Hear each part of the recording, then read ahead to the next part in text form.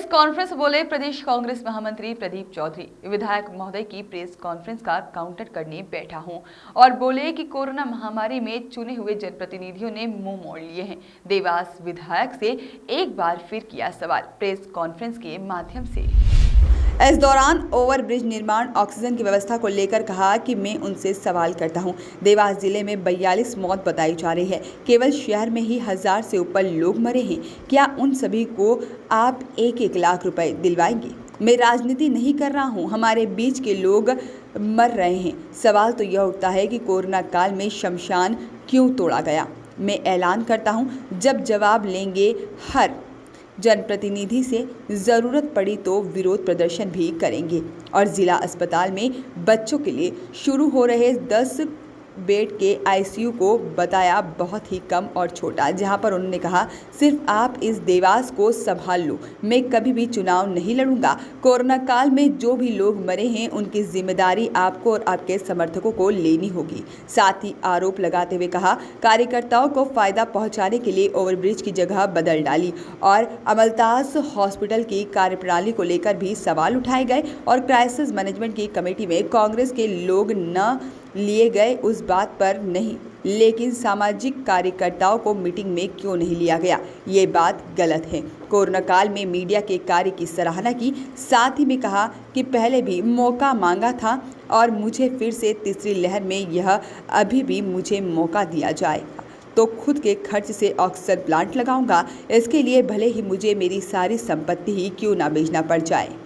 मुआवजे की बात है, मैं आपसे कहता हूँ दिखती है तो मेरा 19 साल का बेटा, वो भी उनके 19 साल के बेटे को लेके आ जाए और कोविड सेंटर में खाना देते, हम कह देंगे इनको अब जो बनाना बना दो।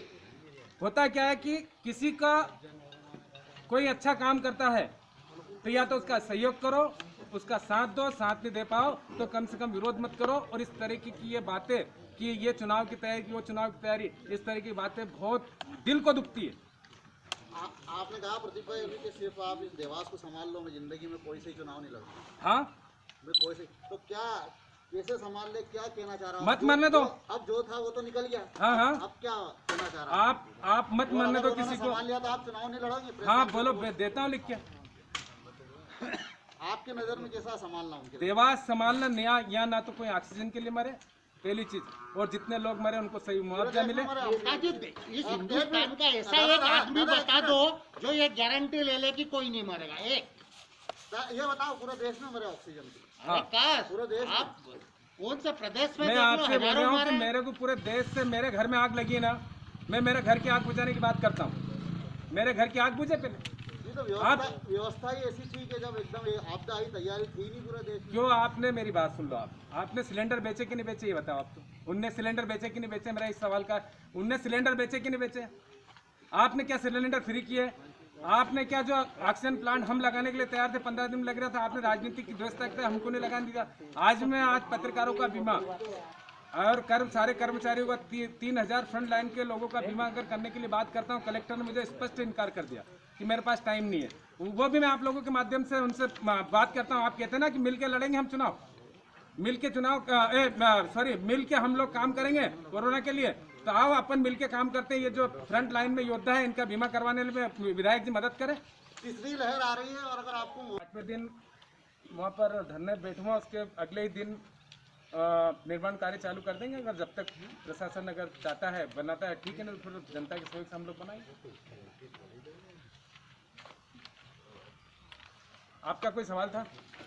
श्री तो मैं जरूर लगा दूँ। और सिलेंडर भी देंगे उसी? सिलेंडर जो है जो व्यवस्थाएं करना सब करूँगा। मैं खड़ा हूँ जब तक प्लान लगाएंगे मेरे में, जब तक मेरी आखिरी सांस तक, मेरे हर खून का कतरे, आखिरी कतरे तक मेरी सारी संपत्ति लगाना पड़े।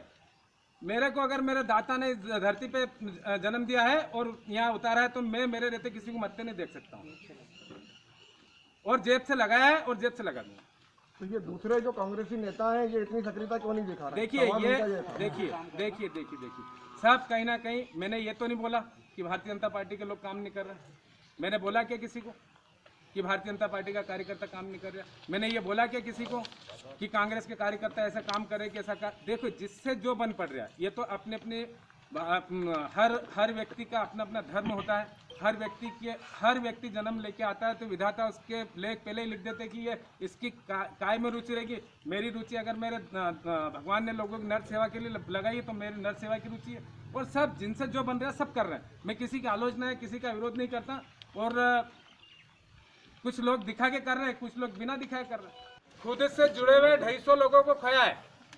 मैं आज आप लोगों के सामने भावुक हो गया, और जिस प्रकार से मैं आप लोगों के सामने जो शब्द मेरे से चयन हुए मैं कर सका मैंने किए, पर अब मैं आप लोगों के माध्यम से इस बात को एक बार फिर दोहरा रहा हूं। पुनः आप लोगों के माध्यम से माननीय विधायक महोदय से निवेदन करता हूं कि जो फ्रंट लाइन के 3000 हमारे कर्मचारी है, जिनका सम्मान, पैसा कुछ नहीं है, पैसा महत्व नहीं है, जिनका सम्मान हम लोग करना चाहते हैं सिद्धिविनायक भक्त मंडल की तरफ से, कृपया आप कलेक्टर आपके हैं, आप बात करके हम लोगों को दस्तावेज मुहैया कराएं ताकि हम उनका सम्मान कर सकें।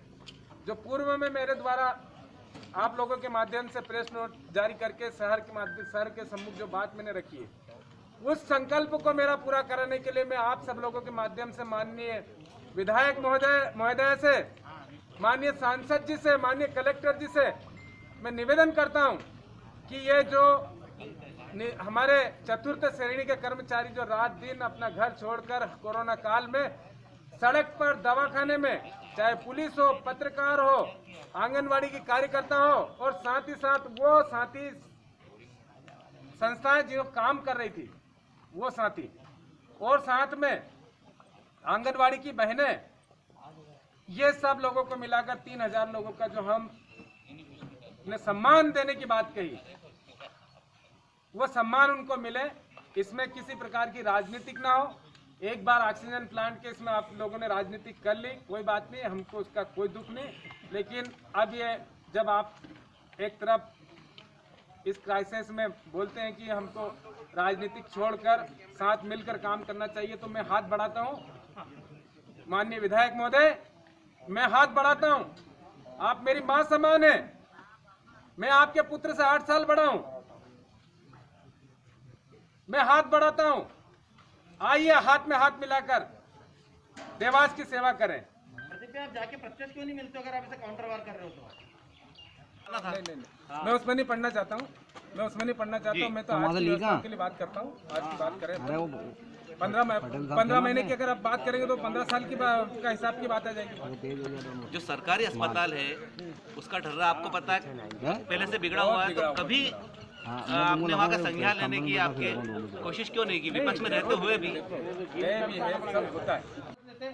देवास इतना बड़ा तो है नहीं कि आपको मिल नहीं पाएगा। नहीं, मेरे सवालों के जवाब पूछे, मैंने काउंटर वार नहीं करा, मैंने देवास की जनता के सवाल पूछे। पहले बोला कि मान लीजिए अभी मेरा काउंटर भी हो सकता है।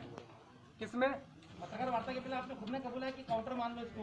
हाँ, क्यों ना, राजनीतिक नहीं, उन्होंने जब नहीं, देखिए मेरा सीधा साफ बात है, मैं इसमें राजनीतिक में नहीं, ये नहीं, मेरा सीधा सवाल है, कल अगर पत्रकार वार्ता उनकी थी और वो उसमें अगर राजनीतिक बात नहीं करते तो हम आज राजनीतिक बात इसमें नहीं करते, सीधी बात है। राजनीतिक बात उनने की, उन्होंने एक भी बार ये बात बोली आप मिलने की बात कर रहे हो, हम तो तैयार है। हमने ऑक्सीजन प्लांट लगाने की बात करी, पूरे शहर को मालूम थी। क्या वो हमसे एक बार बात, सत्ता में बैठे लोग, हम तो विपक्ष के लोग हैं, वो एक बार हमसे बात नहीं कर सकते थे कि आइए क्या यहाँ ये परेशानी अपन मिलके करते हैं? ऐसा नहीं है, आप बड़े हैं, हम छोटे हैं, आप सत्ता में बैठे हुए लोग हैं, हम विपक्ष के लोग। वार्ता की है, क्या है इसकी पूरी जानकारी बताइए। देखो, ये जानकारी ये है कि अब नया देवास है, ये वो देवास नहीं, ये देवास वो देवास है जो अपने हक और अधिकार के लिए आवाज़ उठाएगा। जिस प्रकार से ऑक्सीजन प्लांट की लेट लपटी के कारण हजारों लोग हमारे बीच से चले गए, उसी प्रकार से जो तीसरी लहर की आशंका है और आप 10 बेड की तैयारी बता रहे हो तो ये गलत है, इसका विरोध है हमारा। और जिस प्रकार से शमशान तोड़ा आपने, उसका विरोध है हमारा। जिस प्रकार से तेजी से आप रोड बना रहे हो, उसका विरोध है। इसको लेकर आज ये बैठक आयोजित की गई। शमशान का जो आपने भैया सोशल मीडिया पे वायरल किया था, उसके लिए अब आगे 7 दिन का आपने टाइम दिया, उसके बाद 8वें दिन हम खुद काम लगाएंगे। काम लगाएंगे। इस पे स्पेशलिस्ट डॉक्टर नहीं है। वही तो मैं बात कर रहा हूँ ना कि आप कैसे कह रहे हो कि मेरा काम जवाब देगा। आप 10 पलंग की बात हाँ। करो, तो इसका रास्ता क्या चुन रहे हो आप? यही आपके माध्यम से मांग कर रहे हैं अरे इनसे। हम क्या करेंगे, हम तो छाप के भूल जाएंगे भाई। आप एक काम करें, देवास में 6 लोग रिटायर्ड हुए हैं। डॉक्टर प्रकाश गर्ग, ऐसे 5 और डॉक्टर है, इन 6 को बुलाओ और आप कहो, मतलब मेरा आप नाम मात्र उनको क्या दे सकते हो, या आप और आपकी संस्था तय कर ले, क्योंकि आपको नेक तो देना पड़ेगा। दे देंगे, हो गई बात, बुला लो। हमारा आप हम ये बात कहना, करेंगे। वो 6 डॉक्टरों की तैनाती इसलिए वो कर 6 लो। डॉक्टर में आप मीडिया के माध्यम से आपको छोड़ता हूँ। हमारी संस्था उनके लिए हर प्रकार की सुविधा करने के लिए तैयार है। वो बच्चों के अगर कोई रख रखाव कर सकते हैं तो वो भी मेरी घोषणा आज हमारा कहना है, मैं ये कोई- चीज चाइल्ड मैं कोई स्पेशलिस्ट ज्यादा समझता है, रख रखाव क्या करेगा। मीडिया हमको अनार का नहीं आता डॉक्टरी के। ठीक है। और क्या? जैसे पिछले साल कोरोना इसी समय आया था हाँ। और पूरा साल सरकार को मिला, तो इसे आप सरकार की कितनी बड़ी विफलता मानते हैं, सारी जिला तो स्तर पे विफलता या अपने केंद्रीय स्तर पे? मैंने सारी विफलता, मैं तो आपसे ये बोलता हूँ कि जिले से लेकर तो प्रदेश तक, प्रदेश से लेकर देश, ना कोई जाति है ना कोई पार्टी है। और जिसके घर में मरा है उस समय उसके पास ना कोई जाति पार्टी या कोई किसी प्रकार का कोई बैनर है। व्यक्ति सभी के मरे ना भैया, मानवता मरी है। लेकिन कुछ नेता जो पद पर बैठे हैं, जो उनकी निष्क्रियता के कारण आज हम लोग भुगत रहे हैं। Bureau report, voice of rights.